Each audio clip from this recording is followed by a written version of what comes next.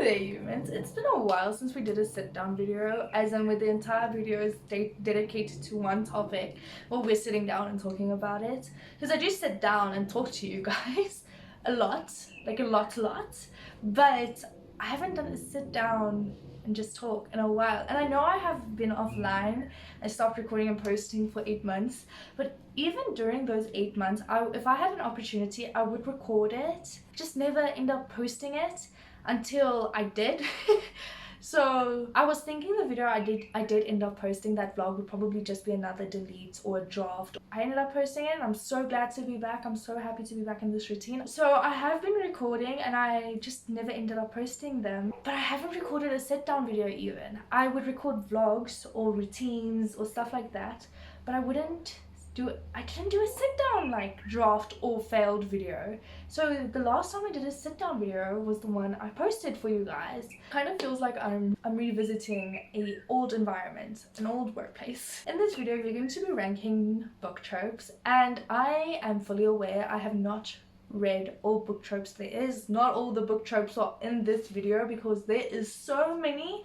I sat last night in Google trying to get all these tropes, and I got overwhelmed with the amount of tropes there was and the amount I had to type out. So we're just doing some of the book tropes, and I have not read all of these book tropes. I think I have 40 here, which is quite, it's a lot. It's a hefty amount, and I haven't read all of them, but I'm familiarized with all of these. Look at my doggy. Isn't she cute? Tropes, I made this own tier list myself. I did post it, but if you want to do it and try it out yourself, I'll see if I can put the link down below, and then you could use this exact same link to do this exact same tier list, and I would love to see your opinions. If I do end up rating one of your favorite tropes lower, please recommend me a book down below with this trope in it, so that you could change my mind. We're just going to jump right in, just talk about how I rank them. So on top we have, I just threw my book away because I'm smiling that much. If you have ever read a book where you just had to put it down and recollect yourself because the book is that good, it's a dream come true, okay? And then next we have foot kicking and giggling. So this is me. I'm a little girl, I'm reading the book, but my feet are going, you know in movies, like if they're sitting and we're reading a magazine or something, my feet are kicking and I'm giggling, I'm reading and I'm eating. Then I don't actively look for this in a book, but I don't mind reading about it. I feel like that says pretty much exactly how I feel about it. It's not something I look for, it's not something I don't look for. If it's in the book, cool. If it's not in the book, cool. Then we have could be better, could be worse. I feel like this is very much mood dependent in my opinion. If I'm in the mood for it, it could be worse, but if I'm not in the mood for it, it could be better. It's very much, I don't love it, I don't hate it, but it's not a favorite. Then we have only if it's done right, otherwise burn it. I do not like reading about this. If it's done right, I absolutely eat it up, and it's probably this top tier. I just threw my book because I'm smiling that much. But if it's done bad, it's in burn it, which leads us to our last category, which is burn it. If you guys watch Vampire Diaries, or it was even a popular TikTok sound at a point, burn it. Did I say stand there and look stupid? No, I said burn it. First we have age gap. So this one, I'm going to say only if it's done right, otherwise burn it, because sometimes the age gap, I can't look past it. What is a 19-year-old doing with a 31-year-old? I do not like when it's too broad of an age gap, but also depends on where they are in life. Like a 19-year-old, you just finished school, and you're a 31-year-old. You're on having kids. I'm still a kid if I'm 19. You are 31. Don't you think I was too young to be messed with the girl in the dress who hurt? I should have known. Sorry, got a little bit carried away. Sometimes I do think I like an age gap if it's 25 and a 33-year-old. Like, that feels completely different to me. That feels fine. And I don't mind an 12-year age gap. Like, if it's a 28 and a 40-year-old, that sounds crazy. 30-year-old and 42-year-old, like, that's still fine. That's like, it's reaching. It's on that cusp. But also, if it's a fiction book and he's a vampire, she's just a human, he's probably a 1,000-year-old. But then the entire realistic part of it, of what it would be if it's a normal, not a fiction type of book, it gives a different vibe to it, okay? Then I would like him to be older, you know? Age gap, do like it, I absolutely do like it if it's done right, but if it's done wrong, I'm just like, what are you doing? What are you doing with that person? Why? Like, you could have had me. You could have been my dad. Then we have slow burn. Guys, I love a slow burn. I love a slow burn because you have the romantic aspect of it without there being any of those spicy scenes. So you get those cute moments and tension that gets built up in a slow burn. You guys aren't just giving in, I guess, is what I'm saying. So I love a slow burn, and if the flame doesn't burn out, it's a romantic thing all over, and then finally near the end, I love a slow burn. It makes me all giggly, it makes me all happy, and then when they finally get together, I'm just like, this is what I needed. This is what I needed. It's like building up, and me personally, I love reading like that. Then we have mafia and dark romance. So I'm gonna put this in. I don't mind look for it, but I'm gonna put it in could be better, could be better, could be worse. Because if I'm quite frank with you, mafia and dark romance, it terrifies me. Some of my friends, we go out and go buy a book, and they go for a romance book. I'm just like, how about this small town romance? At this point in stage of my life, I'm just way too scared. And the things I've seen online about haunting Adeline specifically, I just get scared, okay? I'm scared. Nice. Okay, let's move on. And I haven't tasted a dark romance or mafia romance, but I don't think I'm going to anytime soon. But I do have a video planned for far in the future. Like, guys, this is probably years away, 1 year, 2 years away. Only reading dark romance / mafia books and then seeing what I do think about it. But as of right now, I'm pretty cool to keep my distance. It could be better, could be worse. I have no idea. I have no idea. Who did this to you? I absolutely love that line. He's like, who did this to you? I thought they were going to go and kill that person. Probably are going to kill that person. Protecting his gold. His gold does not need to cry. She's the most perfect thing on this planet. So why is she crying? And I will kill and destroy anybody who decides to take away your joy.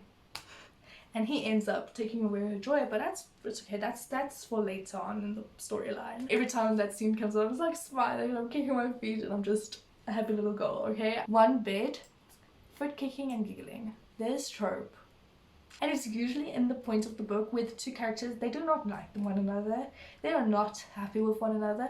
But now they walk into their room and there's only one bed. Kicking my feet and I'm giggling. I feel like it's such a great way to explain it. It just makes me happy. Hates everyone but them. Once again, it's a foot kicking and giggling type of moment. I love a guy who has a soft spot for one person and one person only, and only they know about that soft spot. It's a good vibe. It just makes me happy. Just staring at everybody. Like he's reading and looking right through them. But when it comes to her, he can't look right through her. It's so cute. Good boy, bad girl. I don't actively look for it, but I don't mind reading about it. Usually I do enjoy this trope. Same with good girl, bad boy. I don't actively look for it, but if it's in the book, I do tend to like reading about it because it's very much opposites attract. And I love seeing it when it's the girl that's the bad girl and it's the boy that's the golden retriever. I know Icebreaker is one of those and I want to read it for that. I'll probably see if I can read Icebreaker by the end of this year, even though it's March. Guys, it's March. This year has been flying. I don't go look for it, but when I do read about it, I do enjoy it. Fake dating. I threw my book away because I'm smiling that much. What more does one person want? Because then they have their moments, but in their head they're like, no, we're just fake dating, we're just fake dating, no, this is all fake, this is all fake. But it starts feeling real, and you can feel the tension and the anger because they know they feel something, but the other partner thinks it's fake. To them, it's real as well. I don't know if I'm explaining this well. Like having real moments and then saying, no, it's fake. Both like each other, but they're so focused on it's supposed to be fake that they can't see one another likes one another. And every time, and then the moment they finally get to the point where it's like, no, this is all fake, whatnot, and the other character says, this is not fake, and you know it. Doesn't matter how that line is delivered, I need to put my book down. It just makes me happy. It just makes me happy every time. Best friends to lover. I don't actively look for it, but I don't not mind reading about it. Same with like strangers to lovers or friends to lovers. I feel like it's pretty much the same thing. But I do like reading about it, and I like having it as a subplot. This is not what friends do, so why are we calling one another friends and then figuring that out? And just the angry confessions, guys. If I had the angry confessions trope here, it would also be I just threw my book because I'm smiling that much. Forced proximity. I love forced proximity because they don't like one another, but now they have to be around one another. It just works so well. It's not something they ask for, and when there's like a bad scene or they're going through a rough patch and they have to be around one another and they have to work through it, I don't know, it makes me happy. Past and present, you guys, I'm sorry, but I hate past and present. Same with It Ends With Us. Like, I feel like the past and present was very much needed for that book. I feel like if we didn't have those Dear Ellen letters, the book would not have hit as hard as it did.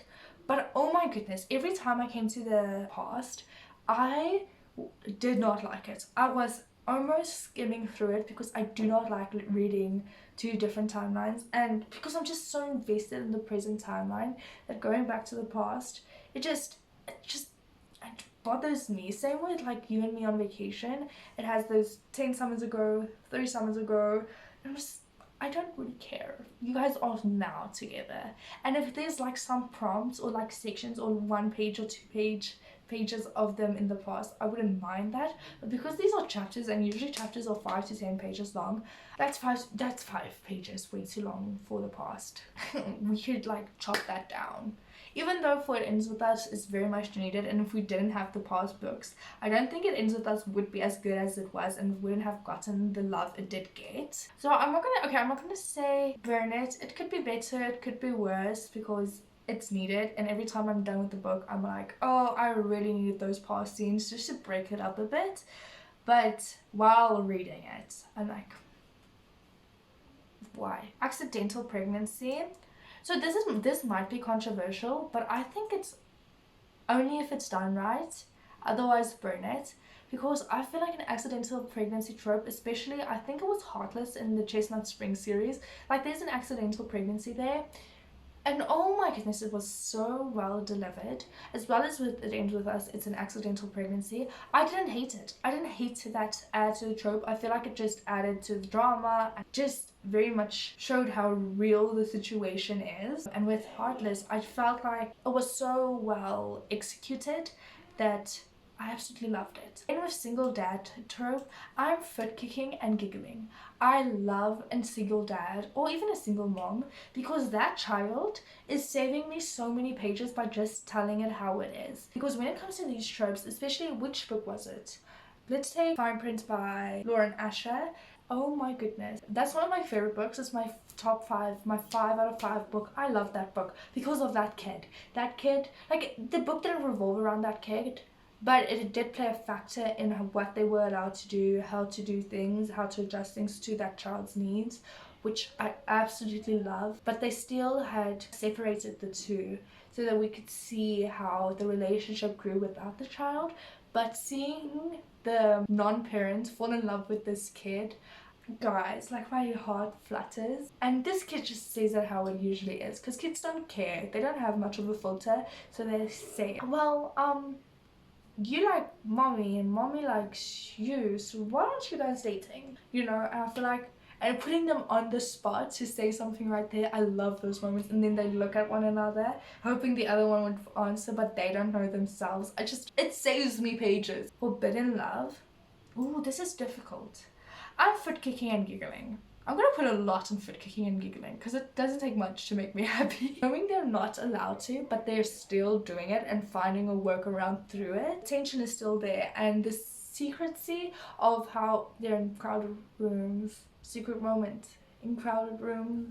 They got no idea about me and you. Like, immediately if I read that book, I need to play Dress by Taylor Swift. All I think I really need to say is love this trope. Dress was one of my top 5 songs last year, so I feel like that says everything you need to know about why I like forced proximity. Not forced proximity, Forbidden Love. Guys, I just threw my book.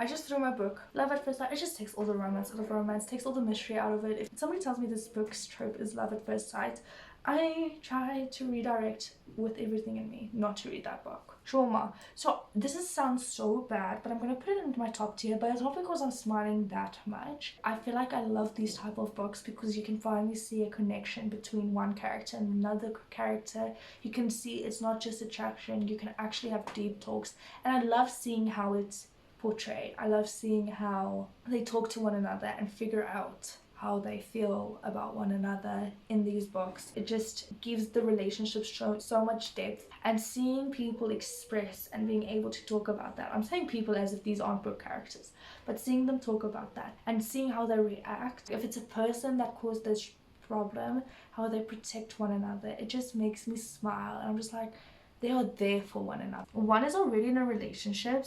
I don't actively look for it, but I don't mind reading about it. I know they're not going to end up with one another. Usually the person who is in a relationship, the other person is so shitty. Then sometimes I get frustrated because why are you keeping this person in your life? That feels like Tolerated by Taylor Swift, and you are the one tolerating the other person. You're tolerating somebody else's love. Even though they are horrible towards you, but the right person would be able to not change them, but accept them and give them the type of love they need, and you're just there tolerating them. They're bad, but you staying in that relationship, how's that any better?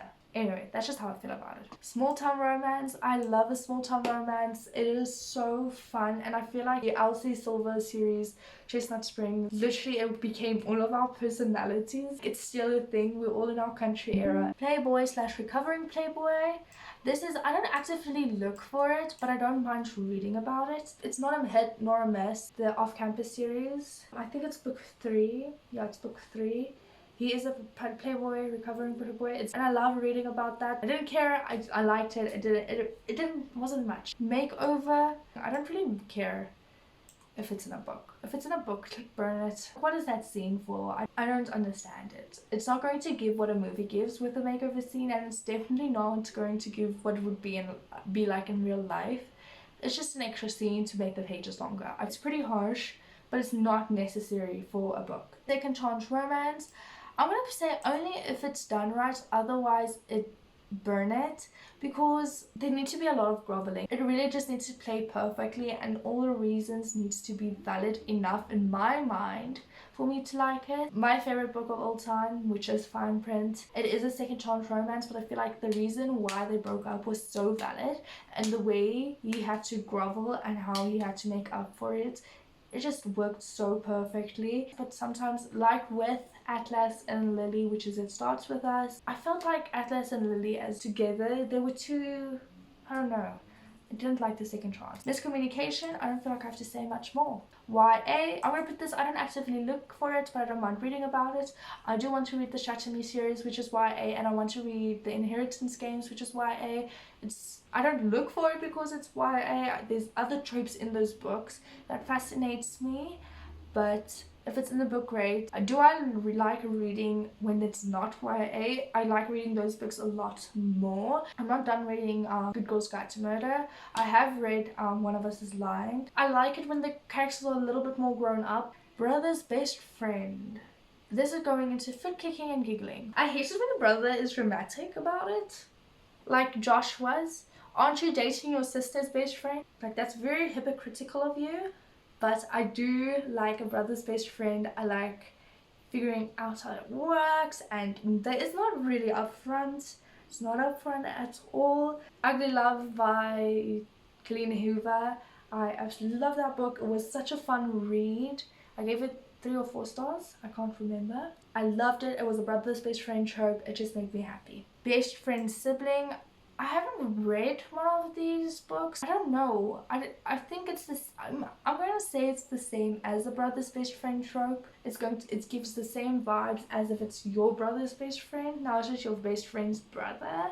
It's a weird combination. I'm gonna put friend sibling into it. I don't actually look for it, but I don't mind reading it. Because I haven't read one of these books yet. Please comment down below a book you could recommend that is best friend's brother. I have read A Brother's Best Friend, and every time I read it, I am kicking and giggling. I'm just so happy.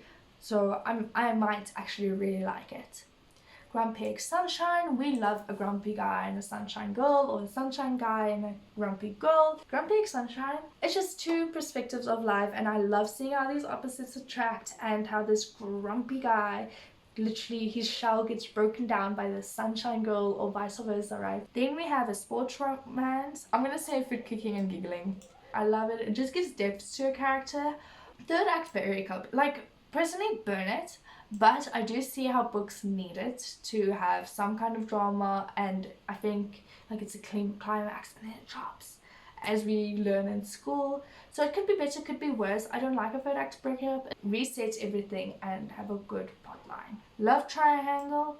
I love it if it's done right, otherwise burn it. So the love triangles we are most familiar with is two brothers and one girl. But here's the problem with me. I get this mental block because let's say you marry one of the brothers, you basically kissed or even slept with your brother-in-law. It feels like stepbrother, you know, that trope, which is a burn it trope. I don't like the stepbrother or step sibling trope. Don't go for your step sibling. And I know Credence is one of those books. I don't know if I want to read it, but like Credence to me falls under dark romance, or yeah, it falls under dark romance. But a love triangle, I've heard people say that a love triangle is supposed to be character A likes character B likes character C, and C likes character A, so it's this triangle. But from what I have read and considered love triangles, it's two guys, one girl. I'm right if it's not. But I also like being on a team and seeing people's controversies and their opinions, because me and my sister, we rarely agree on the teams. Also, me and my best friend, one of my best friends, she is a team Damon girl, I'm a team Stefan girl. She's a team Jeremiah girl, I'm a team Conrad girl, but we're both team Cole. I like hearing opinions and seeing how people differentiate between these people. Friends to lovers, same with, I don't actively look for it, I don't mind reading about it.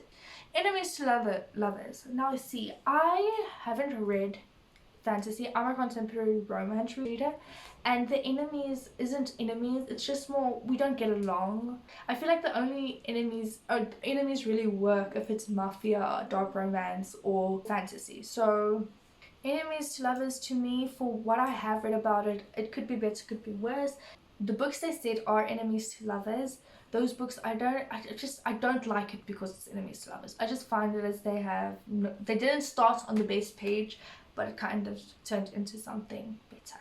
Academic rivals. I am foot kicking and giggling. I love academic rivals. I love when they intellectually challenge one another. It's such a good vibe. Millionaire romance. It's so good. It's so good because now money is just an object and I'm vicariously living through you, because oh my soul, the things I do with that money, but using that money to impress the person you like, but in such clever ways that you're not cocky. Especially with Alex Volkov, it's $40,000 and he's like, oh shoot, I thought it was going to be expensive. It is expensive. Or how he literally buys her a phone because she's not replying, and he knows her phone works, but it's just to make a point. I love that.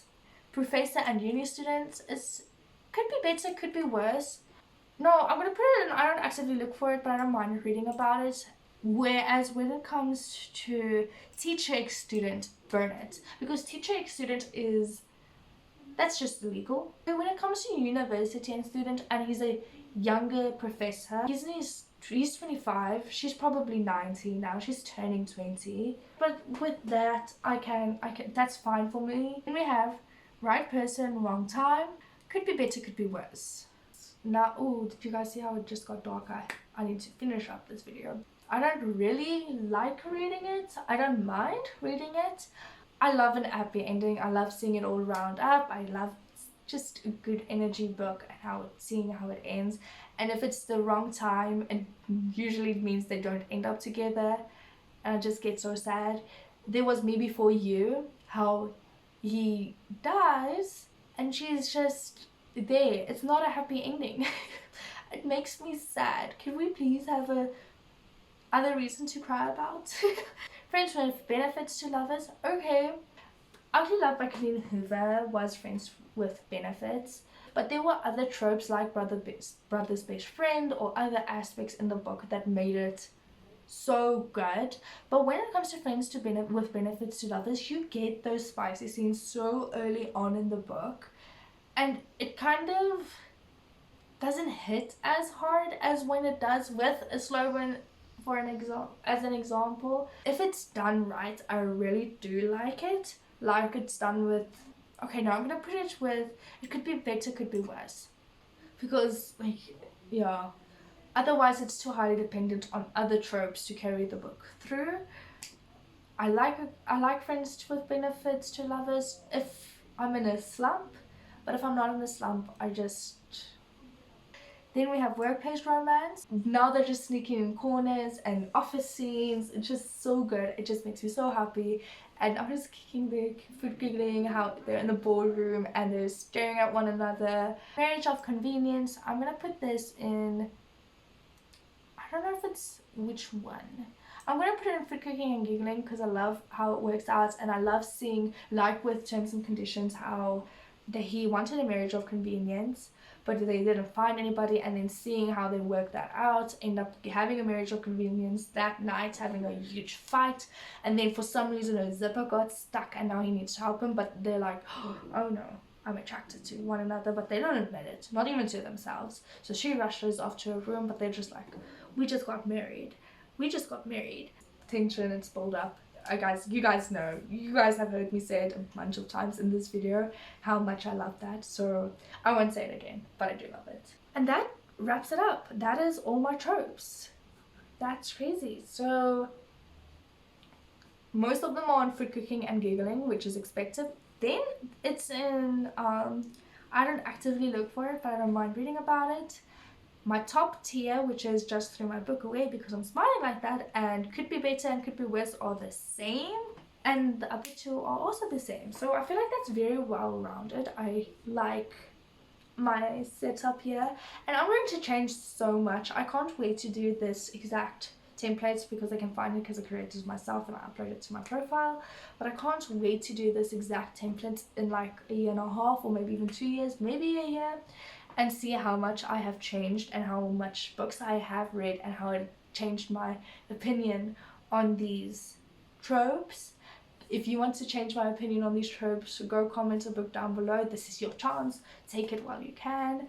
But I really enjoyed filming this video. I love talking about these tropes, and it makes me excited to read again because you guys have been hearing how I do want to read, but I need to finish my 2 books. However, I'm almost done with, what's the book called? Things Fall Apart. Things Fall Apart. I'm almost done with that book, and I have read chapter 1 of my Afrikaans book, so we're almost getting there, which is so good. I'm so happy about that. And I hope you guys enjoyed this video. It was fun for me to film and just to speak and just to sit down, even though it's been a while. The sun is completely gone almost, and I'm pretty happy with how this ended. I hope you guys did enjoy this video, and I'll see you guys all in the next one. Bye guys.